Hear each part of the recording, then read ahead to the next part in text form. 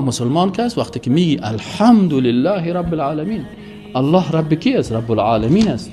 آنجا که دین ماست آنجا وطن ماست. اگر یک مسلمان بگه قدس وطن من نیست، این مسلمان نیست، نمیفهمه. مصر وطن ما و تو، سوریه وطن ما و تو، سرزمین اسلام وطن ما و تو. امروز وقتی که این حاکمای جبار طاغوت بر ما و تو در هر جای پاسپورت ویزا ساختن، این خود نظام کفر است، این خود نظام انگلیس است. اگر نظام اسلامی باشه، ما مسلمان باید در هر جای. ویزی مسلمان چی است؟ پاسپورت مسلمان چی است؟ لا اله الا الله محمد رسول الله صلی الله علیه و سلم.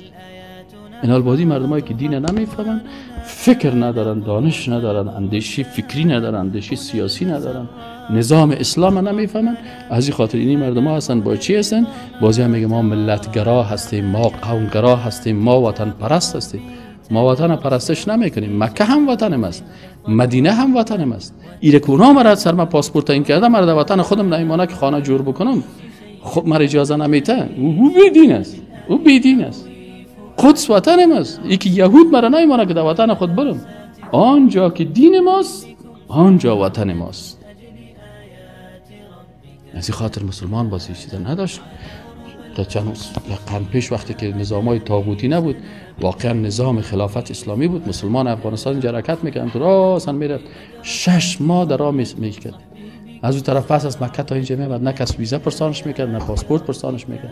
وقتی که نظام انگلیس آمد، نظام انگلیس مسلمان‌ها رو تکه تکه کرد، قومی جورش کرد. تاجیکستان، ازبکستان، ارمنستان، نه، این تقسیم انگلیس است، تقسیم اسلامی نیست. انسان مسلمان به این تقسیم بندی ها هیچ وقت از نگاه عقیده ما باور کرده نمیتونیم.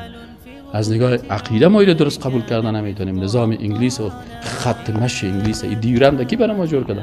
خط دیورند کی هست؟ دیورند یک انگلیس است. ما دم مخططات و دم برنامه ها و دم پروژه های انگلیس میریم، چرا فکر نداریم؟ بی فکر هستیم. متوجه هستین؟ این حالی مرتضی صاحب در تلویزیون ها میخیزن میبرن به نام چی؟ به نام از اینکه ما مسلمان هستم، ما قوم خوش دارم، ما افغانستان خوش دارم. او شیر آقا لوده، تو مسلمان هستی، بیا در وطنت باش.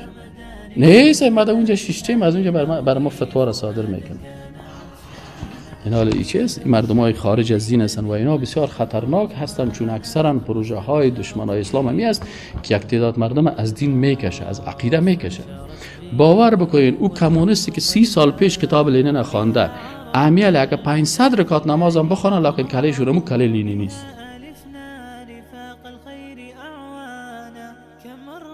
كانت الآيات تبهجنا عن وحشة الدرب في القرآن